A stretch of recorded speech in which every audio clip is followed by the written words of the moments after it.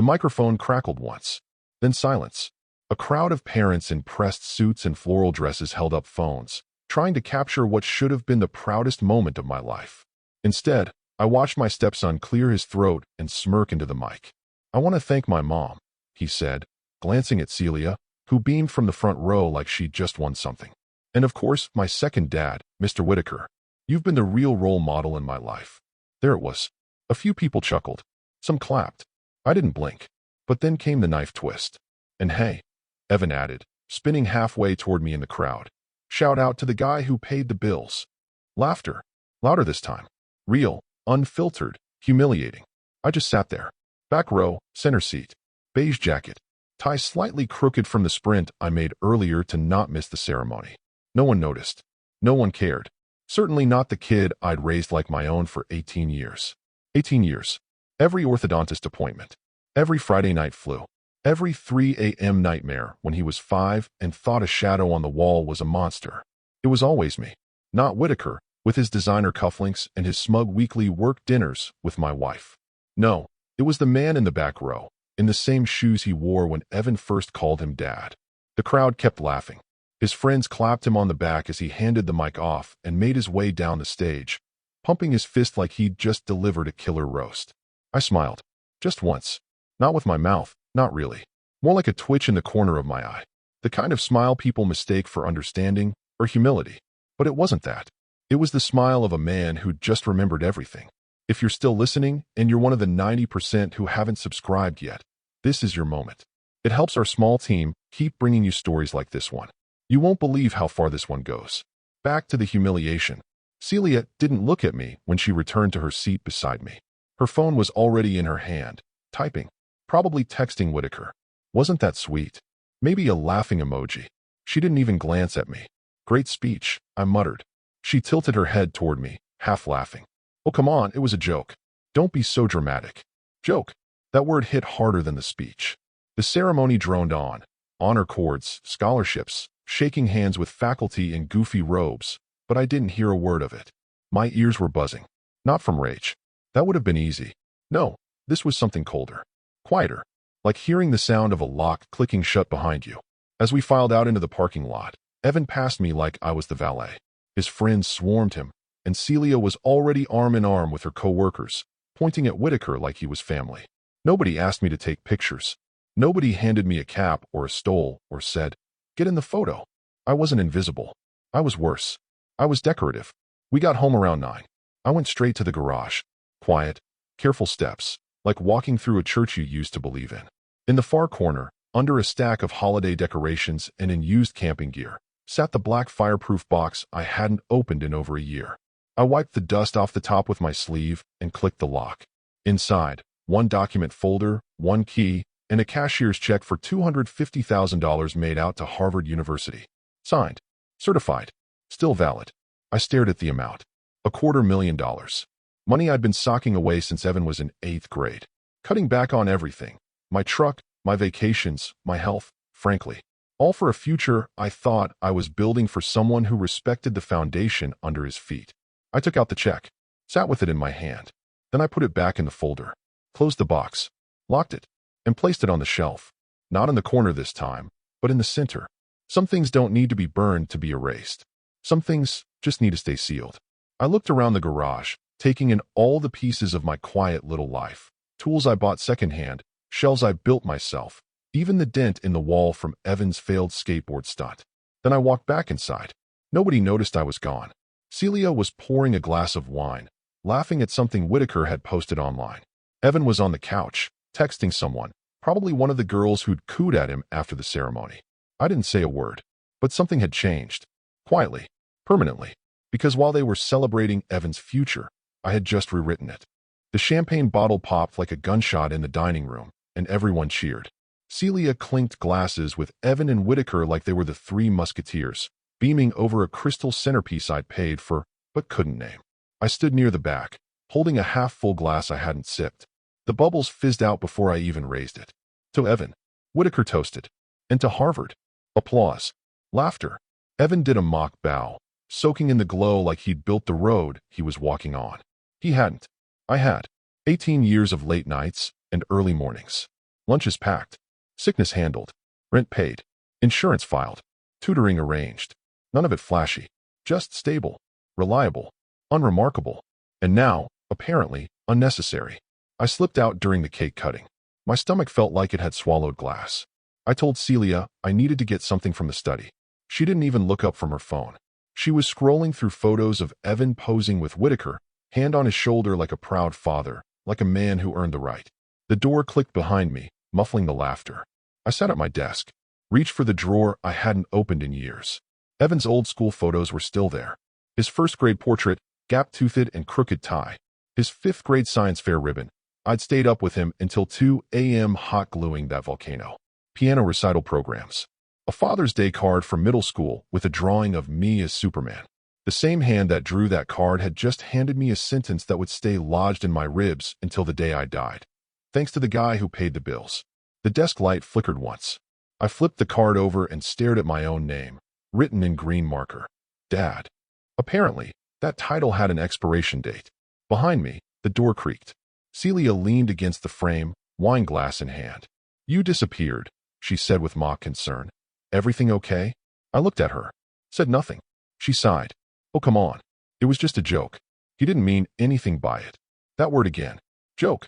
The verbal garbage disposal for cruelty. Toss your worst words in there, slap on a grin, and hit spin. Don't be so sensitive, she added, a touch of amusement in her voice now, like she was offering therapy to a child who'd scraped his knee. I turned the desk drawer shut. You know, she continued, swirling her drink. You always get weird during events. Just try to enjoy the moment, all right? I didn't answer. She left without pressing. After the door shut again, I sat in silence. The kind of silence you don't measure in minutes, but in realizations. Something had ended. Not loudly, not in a scream or a slammed door. Just subtly, like a rope going slack. Eventually, I stood, walked out, down the hall, through the kitchen, past the laughter and the Harvard jokes and the sloshing glasses, to the garage. The box was still where I'd left it. Fireproof. Sealed. Untouched since the day I deposited the final transfer. I opened it. Slowly. Reverently. Inside, one clean, cold envelope. A $250,000 cashier's check. Addressed to Harvard. My signature crisp at the bottom. I'd had it ready for months. Double-checked the tuition schedules. Lined it up with housing and meal plans. Financial aid covered almost nothing. Evan had bombed the FAFSA by listing Celia's income, but skipping mine. He didn't even know how badly he needed me. Or maybe he did, and just assumed I'd come through. Like always. But assumptions have a shelf life. And I had just reached mine. I stared at the check. For a moment, I imagined walking into his room and handing it to him. Letting him hug me with that performative sincerity he used for social media posts. Letting him take it. Letting him win. But then I thought about Whitaker's hand on his shoulder. Celia's smirk when she said, "Don't be so sensitive." The microphone. The laughter. The heat in my face as I sat in the back row, invisible in plain sight. I slid the check back into the envelope. Closed the lid. Relocked the box. And this time, I didn't shove it into a corner. I set it in the center of the workbench. Dead center. Like a reminder. Because sometimes revenge doesn't need to explode. It just needs to simmer. And I had just turned on the stove. Sunlight cut through the trees like knives. One of those unseasonably warm mornings that tricks everyone into believing the world's still gentle. Our backyard was crammed with white folding chairs, pastel tablecloths, flutes of cheap champagne, and conversations I wasn't part of. The brunch was Celia's idea. Just a little celebration with friends from work, she'd said. Friends from her work, obviously. Evan didn't argue. Neither did I. Whitaker was there again, of course. Hair too dark for his age. Teeth too white for someone who smokes as much as he does. He was pouring mimosas like he lived there. Like this was his backyard, his son, his wife. And maybe, in some quietly disgusting way, it was. Evan stood beside him, clinking glasses with Whitaker like they were frat brothers. "You always got me," I heard him say, laughing. "Way more than anyone else ever did." A pause. "You know what I mean." Whitaker laughed like a man who'd already won. Celia pretended not to hear it, but I caught the smirk at the edge of her mouth. One of those thin, satisfied lines that doesn't quite qualify as a smile. Not happy, just smug. I stood by the sliding door holding a small envelope. Inside was a card, a handwritten message I'd spent an hour crafting the night before. Congratulations. And a cashier's check for $1,000. Not the tuition money, just a gesture. A seed. My name signed at the bottom. I stepped forward. "Evan," I said, offering it. He glanced over his shoulder, took the envelope with the kind of grip you use for passing napkins. "Thanks," he muttered. No eye contact. No smile. No curiosity. He didn't open it, just shoved it in his pocket and turned back to Whitaker. I stood there for a second longer than I should have, long enough for it to sting. Then I nodded, at no one in particular, and walked back inside. In the kitchen, I washed a clean dish, dried it, rewashed it. The kind of pointless task you do when the alternative is screaming into your own skull. I went upstairs, shut the door to my office, sat in the desk chair that squeaks if I lean too far left, and opened the tab I hadn't clicked in over a year, the education fund. Balance, $257,412.68. I stared at it like it was a crime scene. Every cent had come from my salary. None from Celia. Whitaker sure as hell hadn't chipped in. I changed the password. First step. Then, I opened a separate account under a different trust. Quiet. Controlled. The beneficiary listed, Grace E. Marshall. She didn't know me. Yet, I began the transfer. Not all of it, just enough to break the illusion. $250,000. Exactly what Harvard had quoted in their letter. Once the funds cleared, I printed the transaction slip, folded it neatly, slid it into the drawer beneath Evan's old science fair ribbon. Not for drama, just for record keeping. Control isn't always loud. Sometimes it's a series of very deliberate, very quiet steps that lead to a place no one expects until the door closes behind them. Downstairs, someone popped another bottle. Laughter exploded. I heard Whitaker's voice, something about raising a glass to the next great mind of Harvard. No one raised a glass to me. No one even looked up when I walked out to my car and drove away. I didn't tell Celia I was going to the hardware store. Didn't say I'd be back in an hour, because I wasn't sure I would be.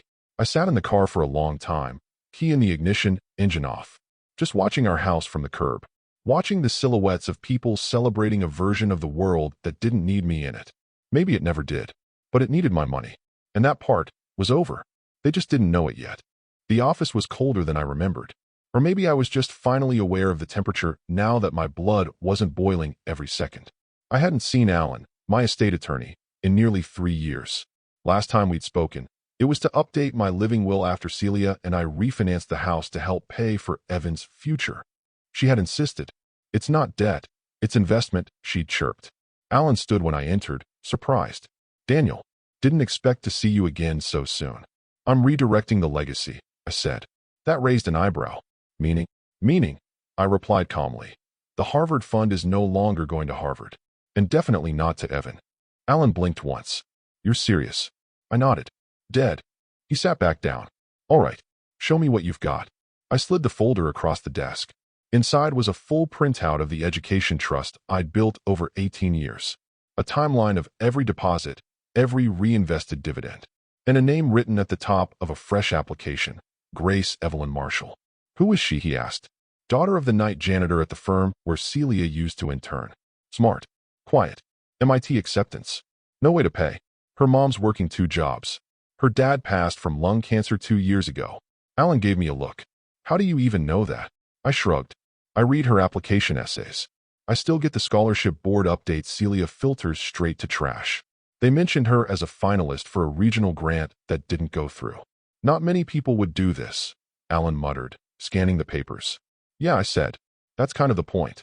We established the scholarship that day, quietly, without press, under a pseudonym. The Evelyn Legacy Award. First-generation college students only. Priority to students in science and engineering." He asked if I wanted to inform Grace directly. "No," I said. "Let the school handle it. I want her to open that email and feel like someone out there saw her. No name. Just help." By the time I walked out of that building, $250,000 had moved. Not as punishment, but as precision. Across town, I imagined Evan sprawled on the couch, PlayStation controller in hand, bragging about how the funds locked and loaded. Probably telling someone Celia's got it all managed. Probably repeating whatever lie she fed him about their financial confidence. And she was lying. Again. A few nights prior, I heard her whispering on the phone, doors slightly ajar.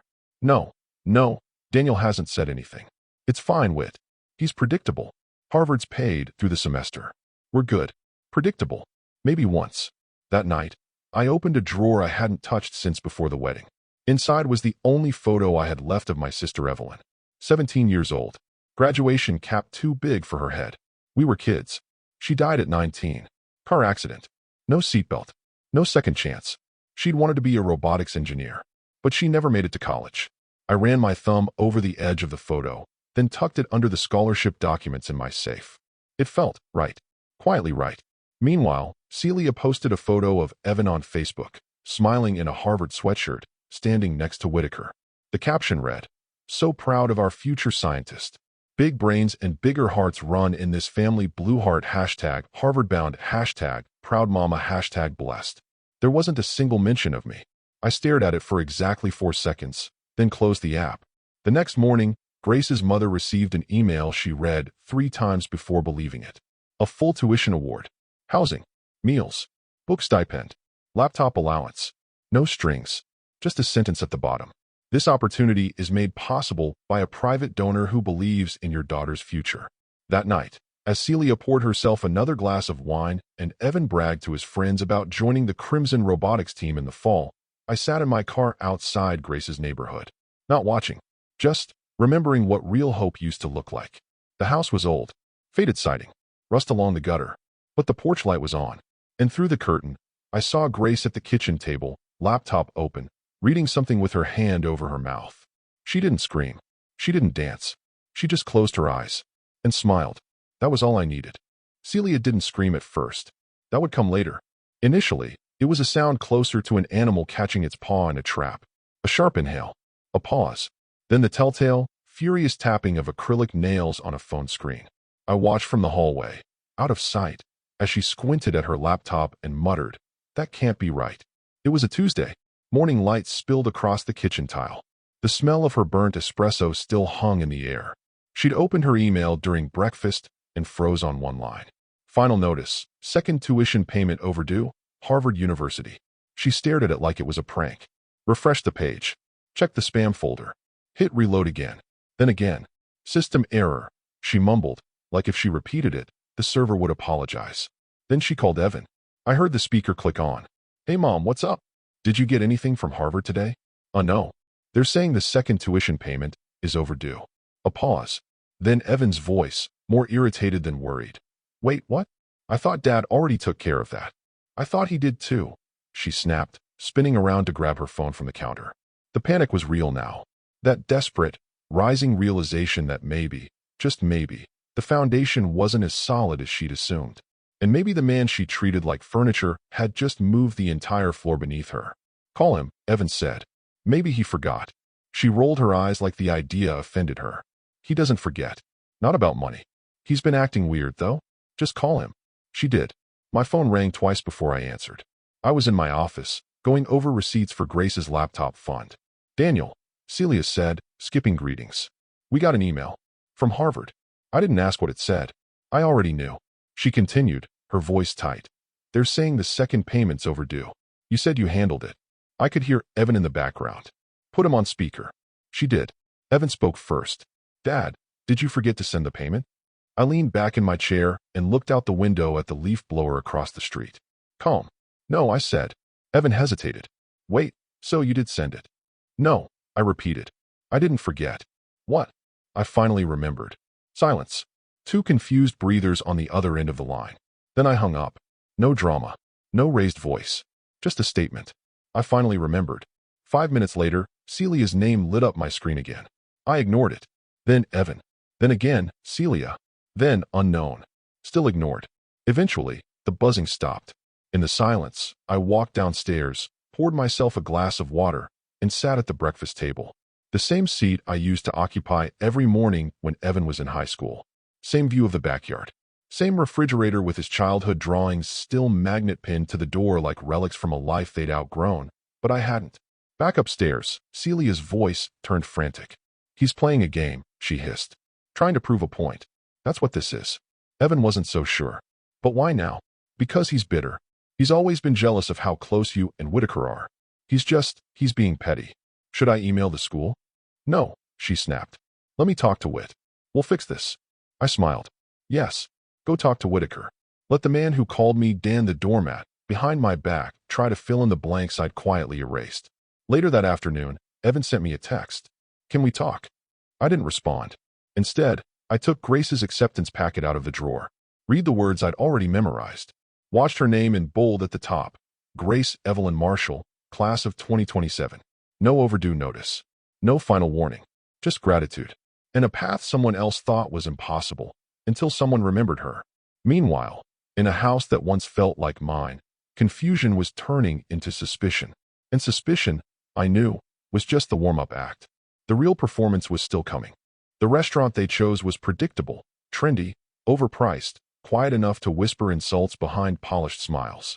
Celia texted the address like it was an invitation to a truce. But I knew better. The moment I saw Whitaker already seated at the corner booth, sipping an old-fashioned like a smug little war general, I knew this wasn't peace. It was positioning. "Daniel," Celia said as I approached, voice sweetened with rehearsed concern. "Thank you for coming." Whitaker didn't stand. He just nodded like he was doing me a favor. "Hey, Dan." I took my seat slowly, letting my coat slide off my shoulders like I had all the time in the world. "I did." "They didn't." Celia launched first. "We wanted to clear the air. There's been a misunderstanding." I raised an eyebrow. "Is that what we're calling it now?" "You know Evan didn't mean it," she said, leaning forward. "He was joking. You've been in his life since he was in diapers. You're his dad, Daniel. That doesn't just vanish because he said something stupid into a microphone." Whitaker cut in, ever the closer. "He needs you, man. Whatever's going on, just put it aside for the kid. You raised him. He's yours too." I sipped my water. Let the silence hang. Then, with a slight smile, I said, "That's what I thought, until last Saturday." Celia stiffened. Whitaker blinked. "Excuse me." I reached into my coat pocket and pulled out a plain manila envelope. Slid it across the table. "Neat. Undramatic." "What is this?" Celia asked. "Proof," I said, "of everything I no longer owe you." Whitaker opened it, expecting, what, a check? A plea? Instead, he found the withdrawal slips. Complete reallocation logs. Legal confirmation of the trust's new beneficiary. Alan's notary stamp on the final transfer. "The hell is this?" Whitaker muttered, voice cracking for the first time. "I moved the funds," I said matter of fact. "All of them. A while ago." "You what?" Celia snapped. "I didn't steal. I didn't hide.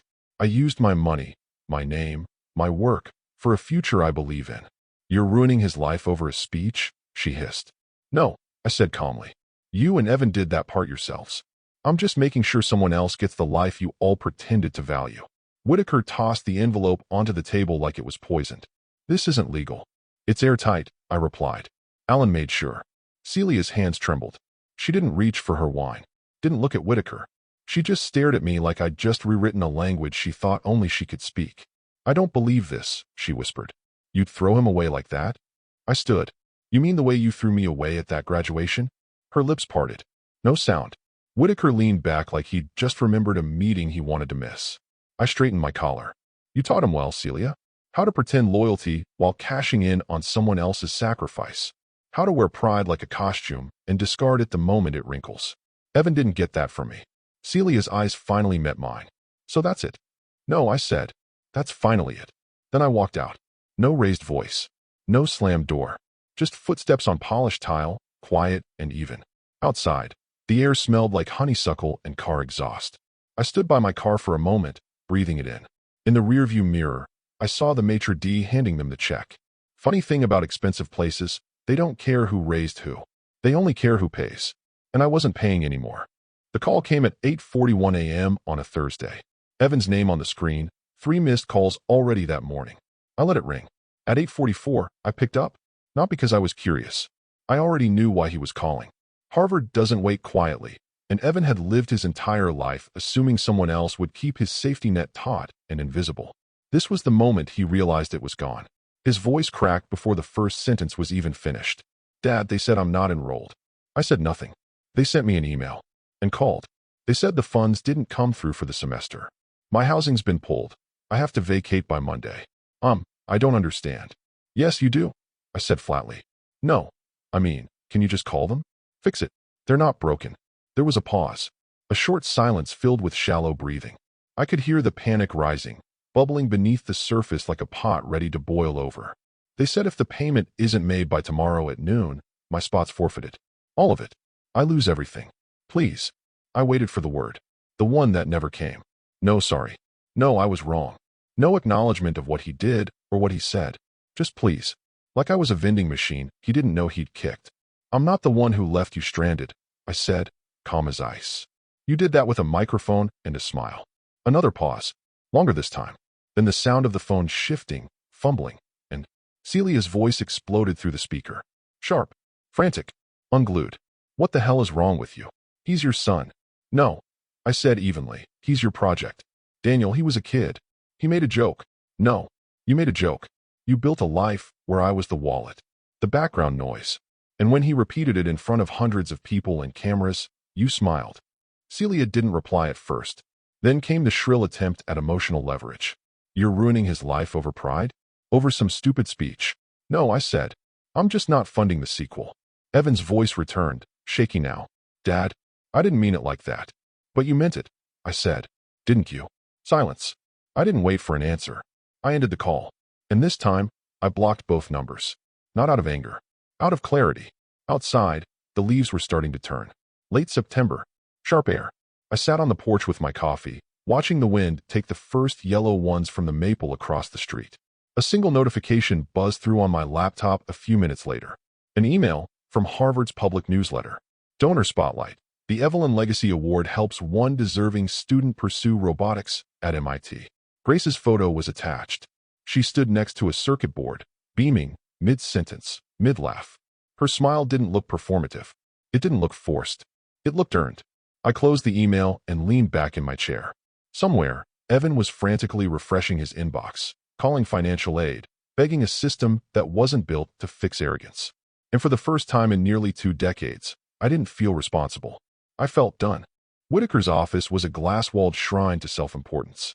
Floor-to-ceiling windows, leather chairs no one sat in, plaques from conferences he never attended, and a whiskey decanter that hadn't been full since 2016. He was mid-pour when Celia stormed in, eyes blazing, phone in one hand, printout in the other. You need to fix this, she said, not asked, demanded. Whitaker looked up slowly, as if annoyed by the disruption, not yet understanding it was his own funeral she'd just walked into. Fix what? Harvard revoked Evan's enrollment. Housing, classes, all of it. They're threatening permanent expulsion for non-payment. Whitaker raised his eyebrows like a cartoon villain. And Celia blinked. And you're the reason Daniel did this. You're the one who let that speech happen, who let Evan treat him like what, he cut in. Like a backup? Like an ATM? She faltered. He shrugged. He wasn't my kid. Never claimed he was. That was your husband. You want someone to blame? Try the mirror. Celia's voice dropped an octave. You encouraged it. All of it. You let Evan think you'd be there for him. You acted like. I acted, he interrupted with a bitter chuckle, like a guy enjoying a free ride. But when the check's due, I don't sign it. Daniel did. That was always the deal. You knew that. You smug bastard. Don't project your failed strategy onto me, he said, standing. You treated the man like a placeholder and expected him to die grateful. He just turned out to have a spine. The silence after that line was lethal. But it didn't stay silent for long. By noon, the front desk assistant overheard the argument. By 2 p.m., half the staff had replayed the details. By 3, clients were canceling meetings. Conflict of ethics, one emailed. Uncomfortable environment, said another. The firm's social media page turned off comments by 4:30. By 5, Whitaker had locked his office door and instructed his assistant not to forward any calls from Celia. Meanwhile, Evan was unraveling in real time. He posted a shaky video online. Just him, hoodie drawn tight, face pale. Hey guys, I know a lot of you have been asking about what happened. I'm not dropping out. It's complicated. My stepdad, decided not to fund my tuition. I don't know why. He just cut me off. He didn't expect the response he got. The comments weren't kind. You mean the guy who raised you? So you humiliate your stepdad in public, then cry when the money stops. You mock the man who gave you everything. This is the guy who paid for your teeth, your private school, your everything? Bro. Screenshots of Evan's graduation speech circulated again, side by side with Grace's scholarship announcement. Side by side with my name.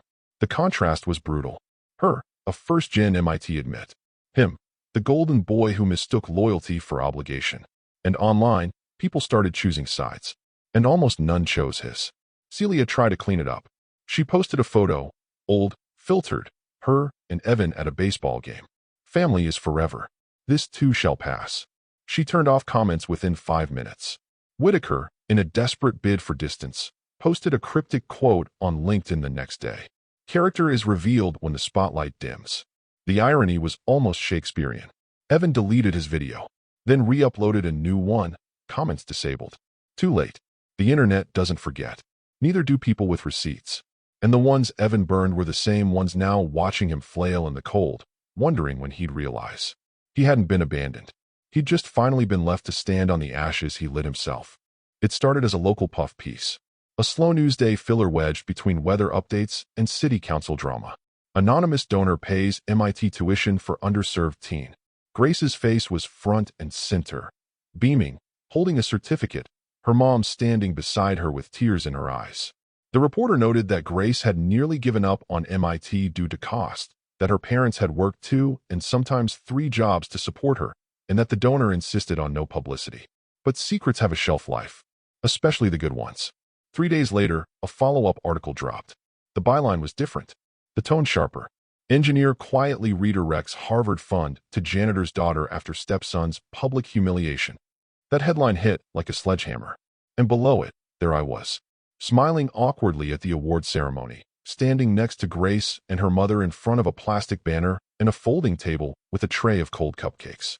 No designer suits, no speeches, just presence and proof. Within 48 hours, it exploded. Reddit, Twitter, Facebook shares with captions like, "This is what a real father looks like. He raised someone else's kid for 18 years and was thanked by being mocked. So he gave the money to someone who respected it." Evan who? TikTok edits emerged. Clips from Evan's graduation speech overlaid with slow pans of the newspaper article, the MIT banner, Grace hugging her mom. They synced his line, "Thanks to the guy who paid the bills," with record scratches and captions like, "He sure did." The contrast was brutal, unrelenting, poetic. Meanwhile, Evan's name trended, for all the wrong reasons. Commenters dug up every public post he'd ever made about Harvard, Whitaker, his real role model. They dissected it like a murder scene, pointed out the entitlement, the passive disdain, the casual cruelty of his speech. Memes bloomed like weeds. Celia tried damage control, claimed the story was taken out of context, called it a smear campaign, even hinted that the money had always been intended for charity, which only made it worse. Whitaker stayed silent, deleted his LinkedIn, suspended his firm's social accounts. Rumors swirled that a major client had quietly walked away. I didn't say a word, never gave an interview, never made a statement. I just went back to my work. Grace sent a thank you email that I responded to with a single line, "Make it count." She wrote back, "I already am." A week later, I received a letter in the mail. Handwritten, no return address, but I recognized the script. The shaky, looping letters. Evan had never mastered cursive, but he tried when he was nervous. The envelope was thick, too thick. I didn't open it right away. Let it sit on the kitchen counter for 2 days. Washed it out of the corner of my eye every time I made coffee, passed by to check the thermostat, fed the dog. When I finally did open it, I didn't read the whole thing. Just the first line. I didn't know. I didn't mean it like that. And that was enough. I folded the letter, slid it back into the envelope, and filed it in the cabinet beneath the tax returns and insurance policies. Not out of cruelty, out of completion. Evan's words, like so many things in his life, had come too late, too carefully packaged, too focused on himself. But now they'd sit forever in a drawer labeled "What Could Have Been," between receipts and expired warranties. And I sat in silence. Not victorious, just at peace. Because the world had finally seen the truth. Not the version Celia curated. Not the narrative Evan tried to sell. Just one moment, one gesture, and one girl who looked into a crowd and said, "Thank you," like it meant everything. Because to her, it did. And to me, that was enough. The campus was quiet, the way all good beginnings should be.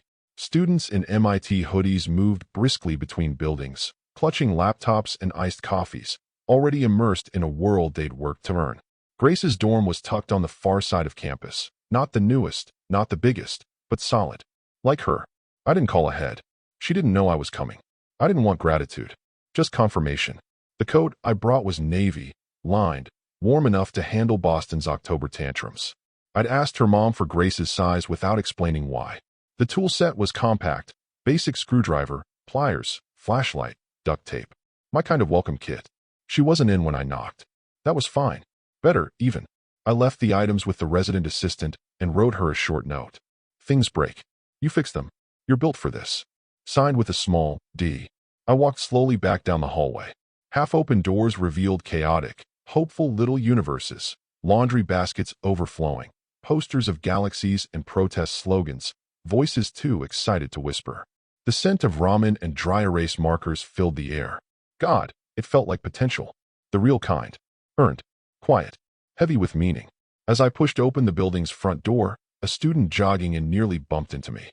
"Sorry, sir," she said, and then, recognizing me from somewhere she couldn't place, added, "Thanks again." I nodded once. Not out of ego, just acknowledgement.